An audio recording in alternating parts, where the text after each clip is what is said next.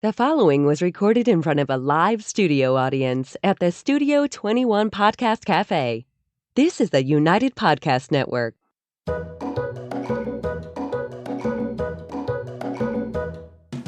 Welcome to the Quirky Dog Podcast, inspired by some of the quirkiest dogs you can ever imagine and the owners who love them. This podcast is brought to you by the quirky couple themselves, Scott and Jess Williams. Their aim is to educate and entertain. Here's Scott and Jess.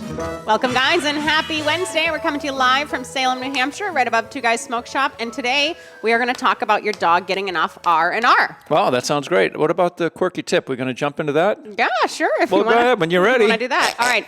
We're going to start with the quirky tip of the day. The quirky tip of the day, honey.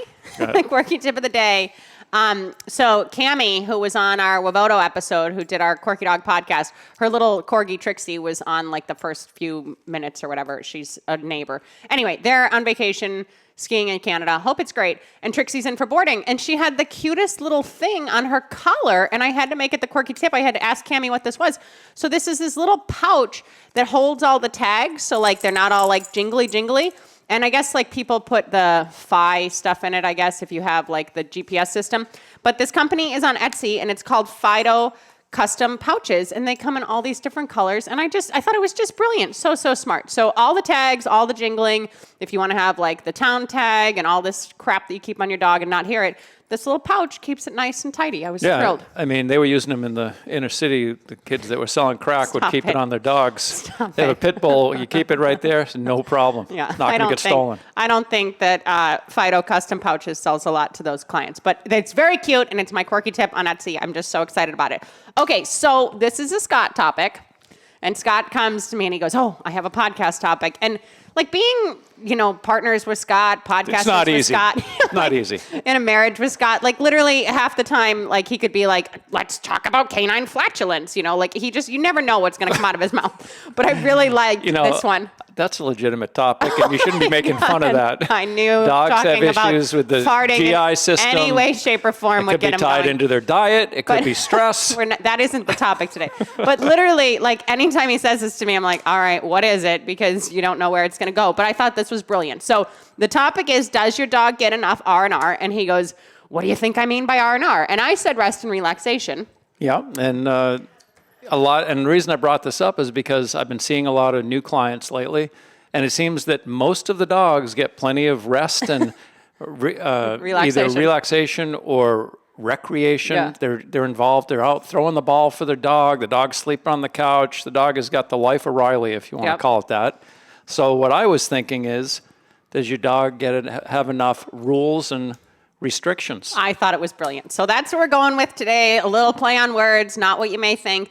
And we were looking this up, and I guess for the Marines, it's rest and recuperation, too, is another R&R. It's a military slang. Military, whatever. So today we're going to do rules and restrictions. But as an aside, if you are tuning in because you thought it was going to be rest and relaxation, I do want to stress just very quickly here that your dog should get some downtime. For these dogs that are just going, super high energy, never want to be in a crate, always pacing around the house, not resting well, make sure you are intentionally putting rest and relaxation into your dog's lives. And the way that we do that, it's not like something that we're training. I think when Sarah Stremming was on the podcast, she said that her dogs were really worky. Which I loved that term. And she's like, if I'm going to have them chill, they're going to be like, how hard can I chill? And that's totally how our dogs are too. Like if we started feeding like, oh, that looks calm, they'd be like, okay, how does it look now that my eyes are dilated and I'm really acting calm? So when you are incorporating this like rest and relaxation, if you are doing that, be conscious that it's just kind of passive stuff. You're giving the dog some downtime. They're able to kind of decompress away from humans and they are getting the rest and relaxation they need. Moving on to along those lines and restrictions. I would say that my dog Jimmy, it's interesting that I always talk about Jimmy. Jess always asks me, because he's out with me all day in the car, did he get any water? Did he drink his water today? And I always tell her no. He's had no access to water, 10, 12 hours, 90 degrees in the car. But I do have water in the car for him, but he rarely drinks. He doesn't drink water. When he's in the house, he doesn't drink water. But there's a water bucket hanging in his crate. And every time he goes, I'd send him to the crate First thing he does is drink water. It's like in there, he drinks some water, and then he takes a nap. So Jimmy needs it He's just conditioned. to stay hydrated. Yeah, if you want him to be hydrated, you got to send him to his crate. All right, and we always have to put a Jimmy story in. So, Scott, we're going to come up with these topics separately and then brainstorm, but we figured we'd just do this live because sometimes it's more fun. So Scott goes, well, I came up with a list of rules and restrictions that I have on my dogs. Very short list. And I'm very excited to hear what that list encompasses, like truly. So we are going to go through it live to see where Scott actually implements stuff. And I didn't do my homework, but I literally sat down for 5 minutes and I wrote a whole list of things that I do. And then we'll give you guys This is why you wouldn't show me your list. Well, you hadn't done it. I know that I can come up with rules and I gotcha. restrictions that I put on our dogs pretty frequently, and my own dogs, but also our dogs as family. And then we'll give you guys some things that like you can impart in your house too. So rules and restrictions is like an important thing to focus on. Structure is important, and this may help you and your family live a happier life with your dog. So what are your rules and restrictions? And I will preface this by saying that dogs feel a lot safer, a lot calmer when they have some rules and they know someone is in charge. Just like and that's children. so obvious. Yes. Yeah, as soon as we have a dog in right now that's been with us for a month, and he went from crazy, aggressive, really, really nutty to not normal. Very calm, eating on a schedule, just a different dog. Yeah, He's completely. a different dog, Yeah. and it's taken a month, and I think if we had him 2 months, he'd be like a normal dog. He's going still home not tomorrow, 100% though. We're normal, not keeping him another but a month. really good dog. So you want to Yeah. hear my first? Now these are not in any order. I just want to hear what first thing you that do. popped in my head. Or you say you do, because I'm fascinated. For random rules and restrictions for my dog. When he's in the car with me driving, he's never allowed to sit in my lap when I'm driving. Oh, that is now, true. I say that may seem obvious. I always see people driving with this friggin' dog right in the middle of them. And my biggest concern is that, God forbid, even with a small fender bender or something, if that airbag went off, it could hurt my dog. Yeah. That is one that you do. And I will say, like, it's just like he shoots from the driver's seat right at the passenger seat and never comes back my way when I'm in the car. Yeah, and even if he's going to get like a muffin, what is it called? The little things at Dunkin', what are they called? Munchkins. Munchkins. If he's going to get a munchkin or like a puppuccino from Starbucks or something, that is true. Jimmy will like stand on the console, but he'll never go actually in the driver's seat. Yeah, okay. and when that happens with a dog in front of me, the dog's head is out the window, half into Dunkin' Donuts. I mean, it's kind of funny, but my dog isn't going to be doing that yeah, shit. that is one that you do. Now, another one along the lines of cars, my dog will never have his head hanging out the window or be barking at anything outside of the car. It's just not acceptable behavior. Okay.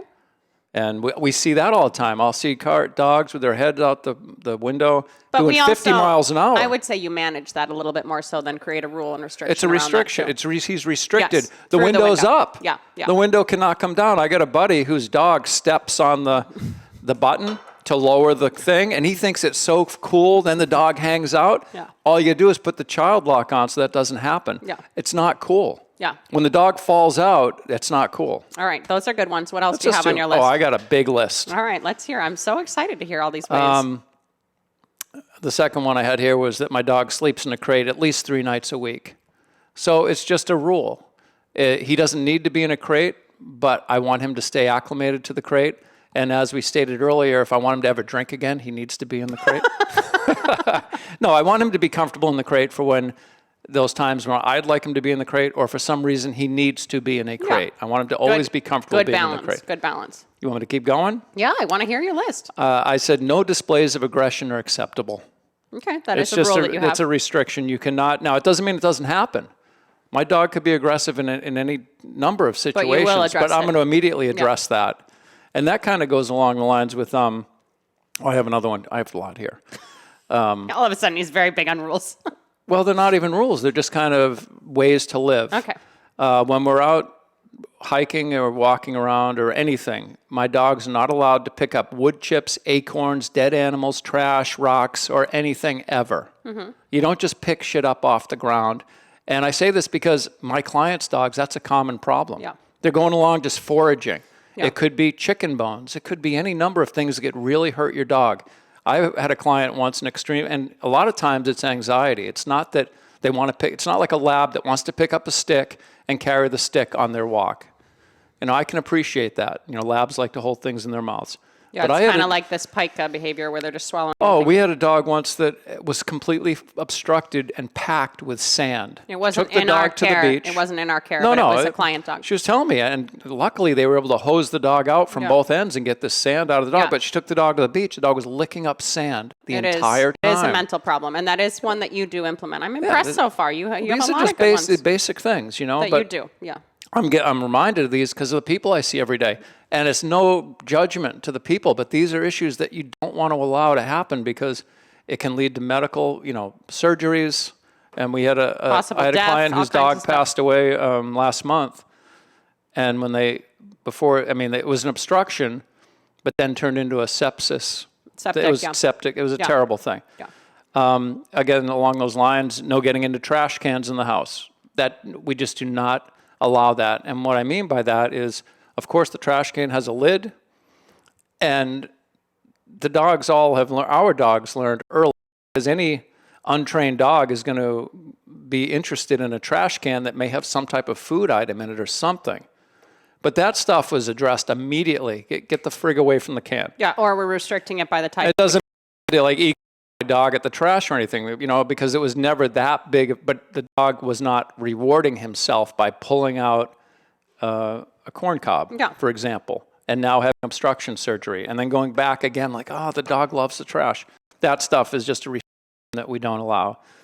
In our house, no high-value chews, toys, or food are available to multiple loose dogs at the same time.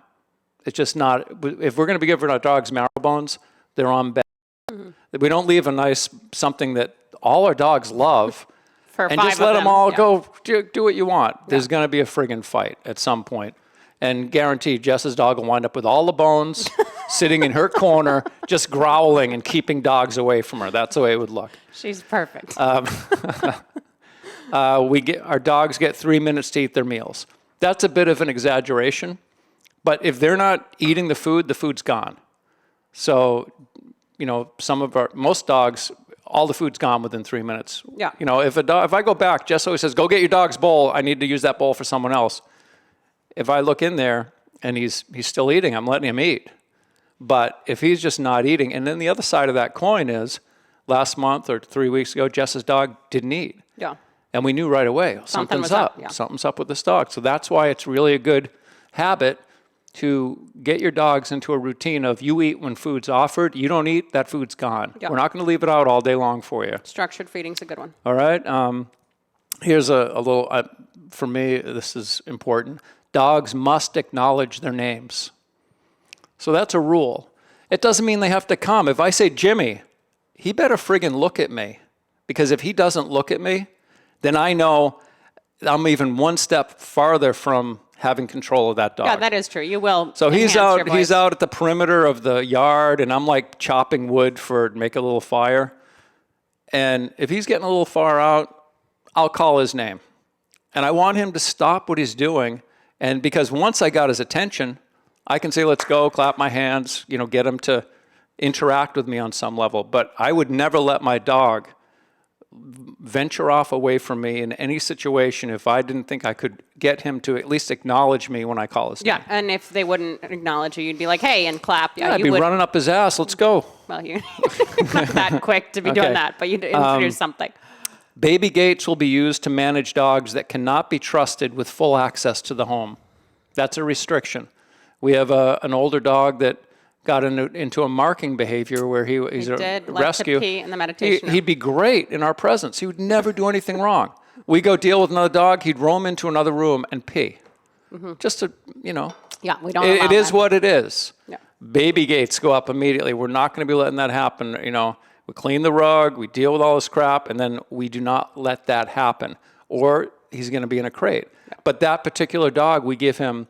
He's got the most freedom out of all the dogs almost. And that's fixed the problem. But so put up a baby gate to that room, keep an eye on him, and God forbid he pees anywhere close to Jess. He's gonna pay the price. I do not let my dogs run up on unknown dogs. So Jess and I went to the beach, was it yesterday? Yeah. And there was a lot of dogs on the beach. Yeah, and there Jess were had probably her like dog. a dozen. Yeah, all of them, not all of them, but certainly half of them were off leash. And they were all being really well behaved. Like, these people, a couple are walking up the beach. Their dog is like within 20 feet of them.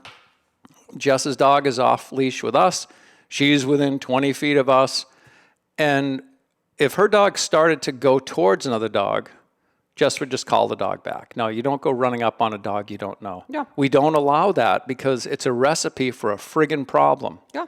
If you're going to have your dog off, and the same with the leash, on leash. You don't let your dog run up to another dog on leash to say hi. It's very poor etiquette. It's bad dog handling, bad dog ownership. You don't know what that other dog is like. And be respectful to the other people and their dogs with your dog. These are all things he does. I'm very impressed. I didn't think the list would be this long. The thing is, I don't do a lot of training. I really don't. But the reality is I got a lot of control. I mean, I take my dog off leash everywhere. He's like, he freaking listens to me. I have a list of rules. I'm like, I cannot wait to hear the rules that you say publicly. What else? How many do you have left? Just the one more. I had that no dog leash greetings in public. What's this? Okay. When off leash on a trail hike, my dogs can never run off the trail deep into the woods. Ever. That's true. They do not just friggin' say, woohoo! Yeah. I'm running around chasing deer and squirrels, and this is friggin' great. That's not how we go for a trail hike. The dogs quite often are off leash, but again, they're within 20 feet. They do not go off the trail. They stay on the trail. And if they do go off the trail, it's the quick, hey, redirect. Come on, we're walking along the trail. Our dogs are pretty obsessed with us. Like Sank yesterday at the beach wasn't really interested in seeing other dogs. Our dogs don't really want to be off in the woods chasing things. Like they really want to be engaging with us and being near us. But those are all things that you do, honey. I'm very impressed. The reason I came up with these is because these are exactly the things my clients' dogs do. And that creates a friggin' problem for them. And the clients don't put rules and restrictions And I don't even think about it. Like it's just the way I live with my dogs. And it's not like my dogs feel cheated in any way. They have a great time.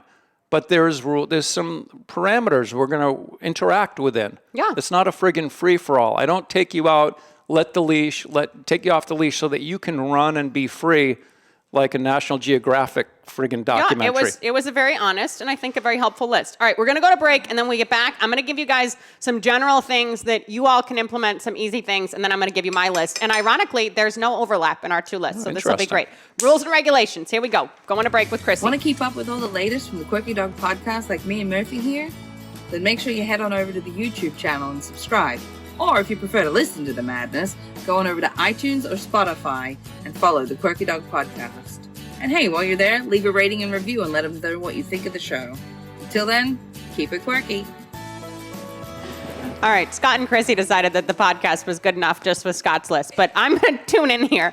I think I said rules and regulations before. What do you say, no birthday cake before they blow out the candles? Stop it. I think I said rules and regulations before we went to break, but it's rules and restrictions. So for the general public, in case you're just sick of hearing how we live and you don't want any more suggestions on that, furniture is a great one. We've talked about this before. If you have any aggression issues, any hierarchical issues, if you want to use that term, anything else, a no furniture policy is a great policy to have. That's a rule and a restriction. Do you believe in that alpha stuff? That dominance theory? We don't have to get far down that path, but that is something that you could very easily implement. Have a leash on your dog inside, change the structure and the rules there. What about your dogs? What do you do? I'm going to do that, but I'm giving the general public some things too. All right. One thing that you could do, especially if there's any resource guarding, the dog always eats in a crate. Even if you don't use a crate, the meal itself could just be served in the crate. Safe way to keep everybody set, a good rule and restriction to have there.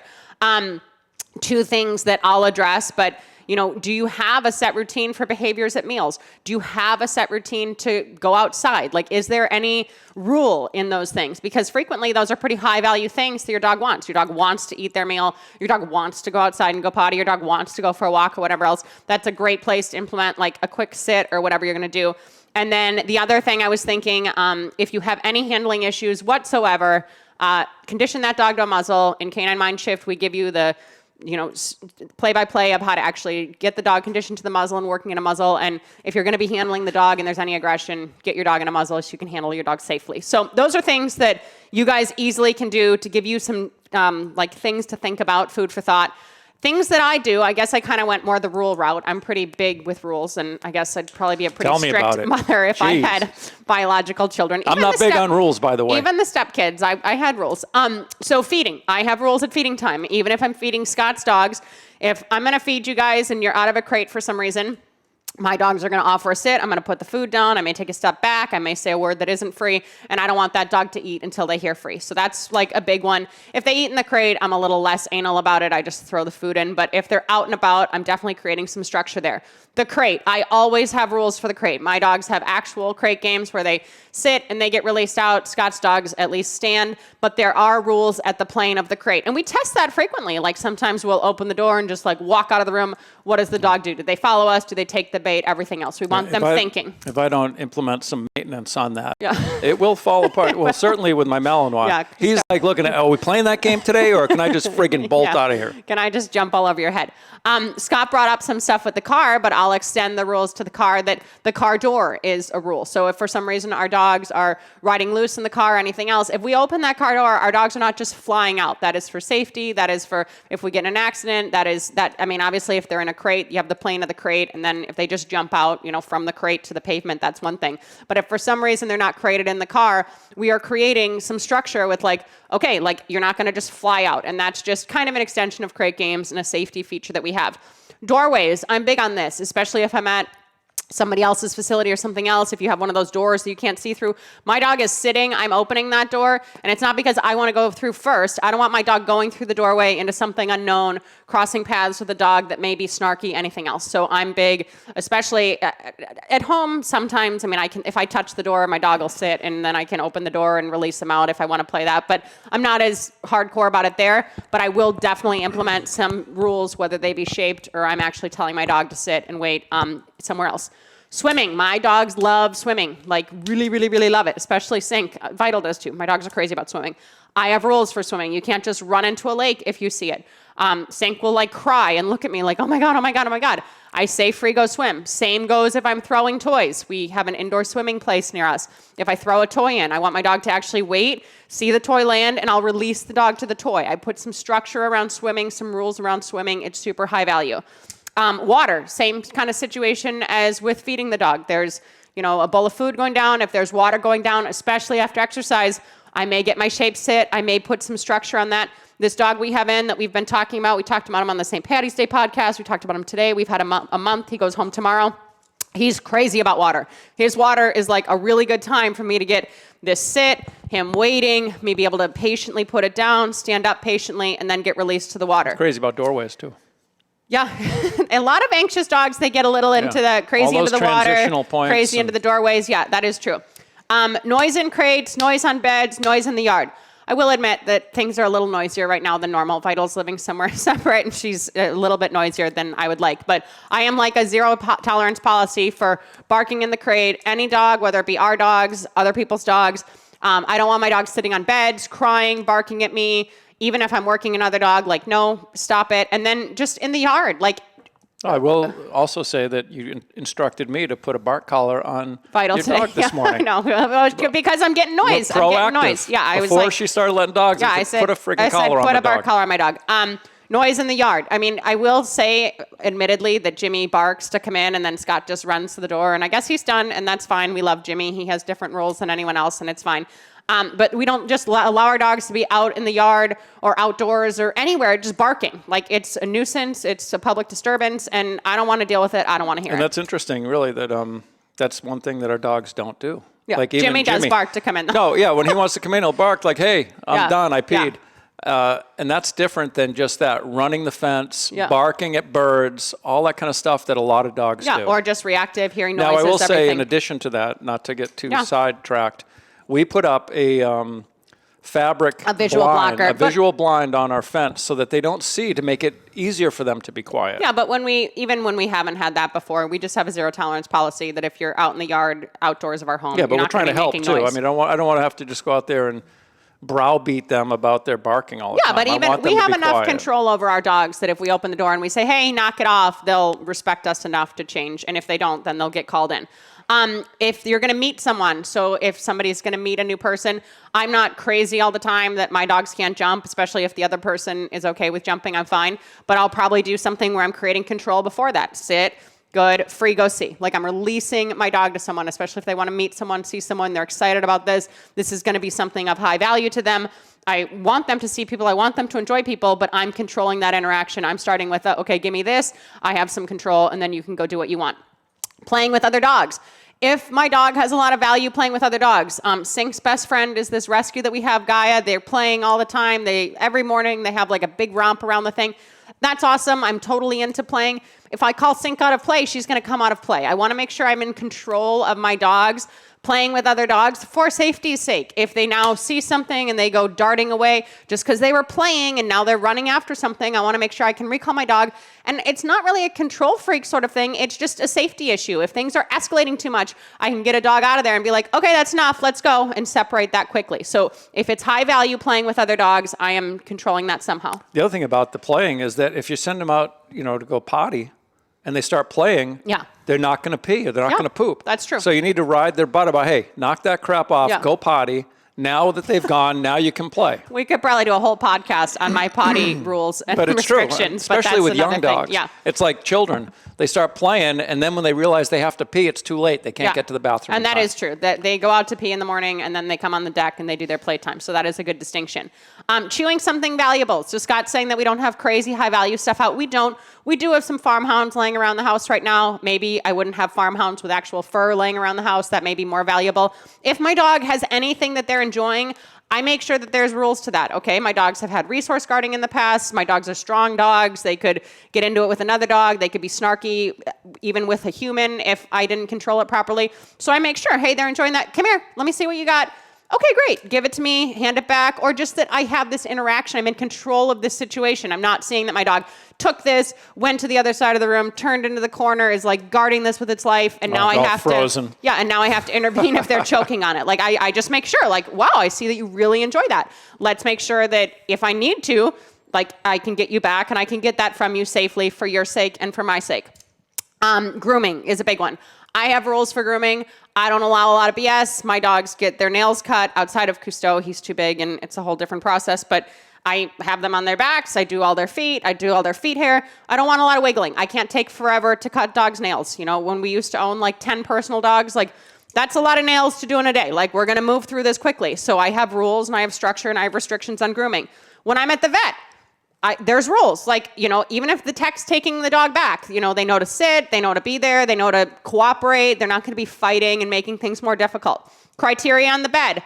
I just taught a trick seminar earlier this month. My dog was on the bed for 3 hours. There were 15 or so other dogs there, all out at the same time. I was interacting with all those people's dogs.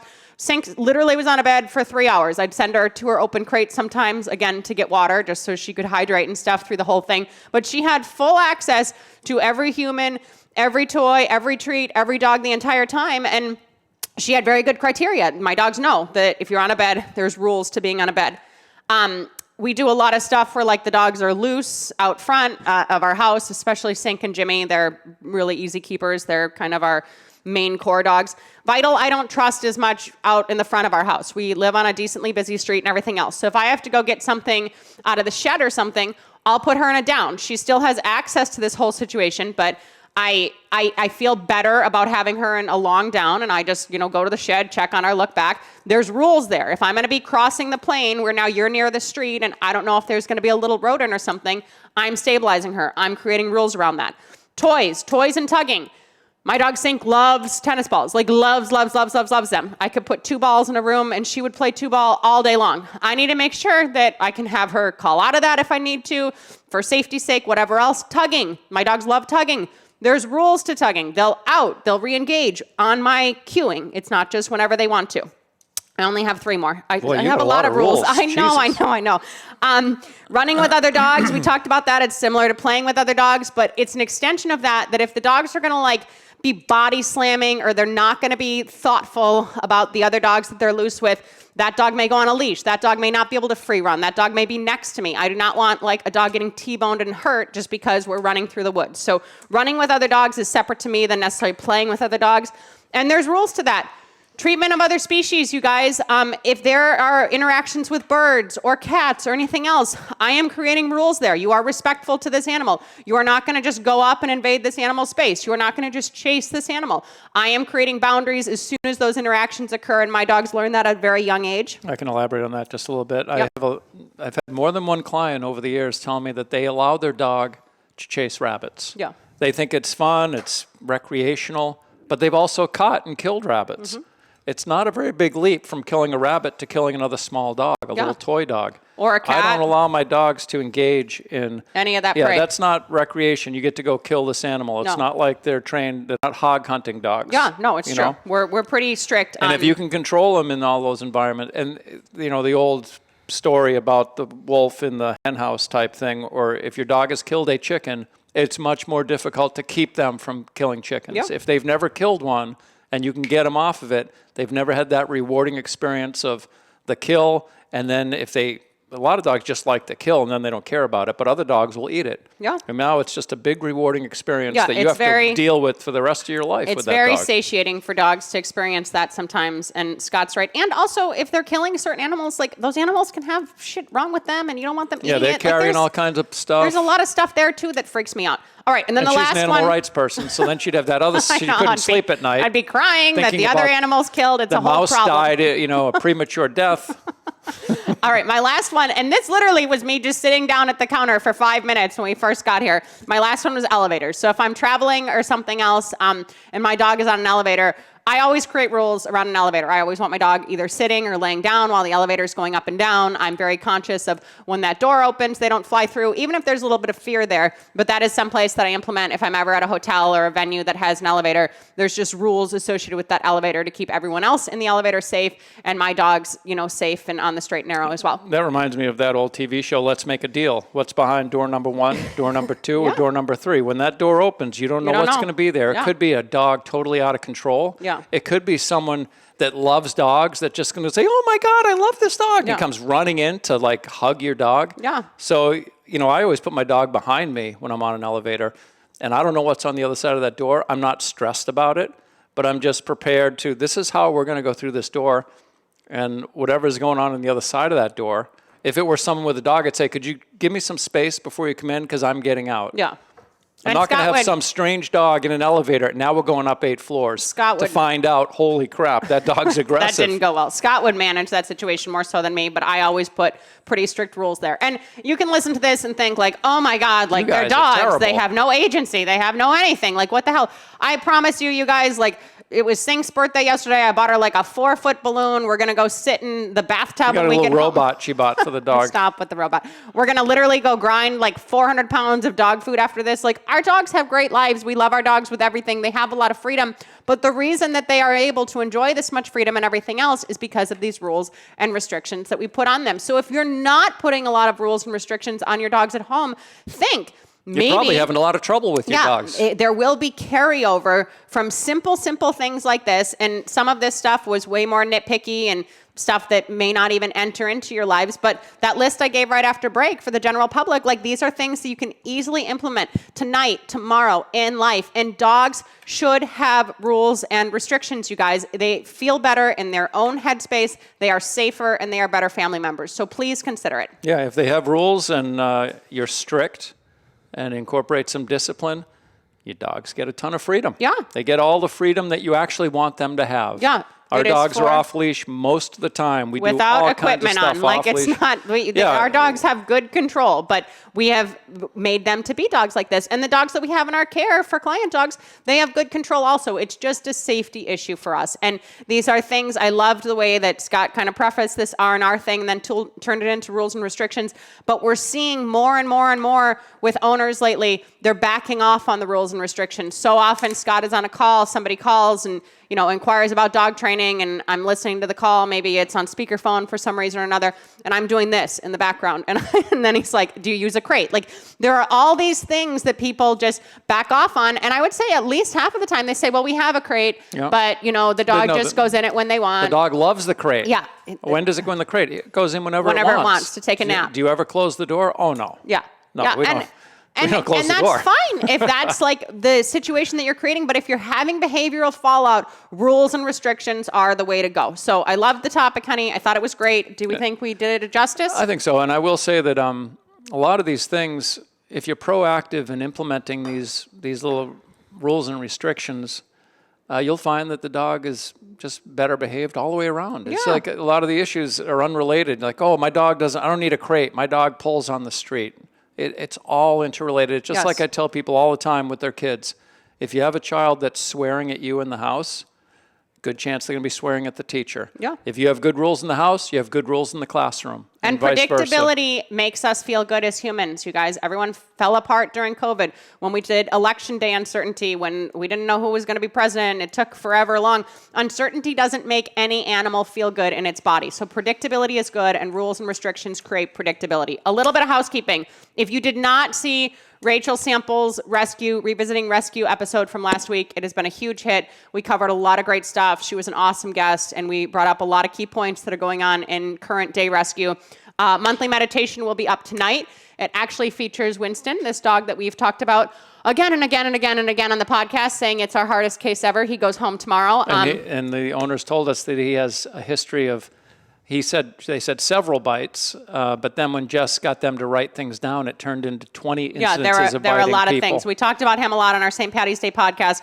We've really had to change our ways and work really hard with this one. He is on a bed during meditation. This particular dog doesn't like stepping on the leash. First candidate we've ever seen that stepping on the leash gives him too much restriction. So he is on a bed. It is just him. And I'm not even going to have music on for monthly meditation today, just so you can see the whole interactions with that. And I will say, just with regard to this particular dog, we took away all his agency, if you want to call it that. He had no freedom to do anything for a good 2.5 weeks, to them being loose in the kitchen with Jess, with the baby gates up. We're giving him more freedom. He's being much better behaved. But then we have a dog crated in the kitchen. He went over and got a little snarky with that dog, and Jess was able to immediately stop that. So he's learning, you can be free and still have these rules. You need to be you don't need to like everything, but you don't react to anything. He's been a tough case, though, and he is featured in our meditation. So March monthly meditation will be up tonight. Thank you guys so much for joining us this Wednesday. Please, please, please, rules and restrictions. We're all about it. And in the meantime, keep it quirky. Bye, guys. The views and opinions expressed by the hosts, guests, or callers of this program do not necessarily reflect the opinions of the Studio 21 Podcast Cafe, the United Podcast Network, its partners, or affiliates.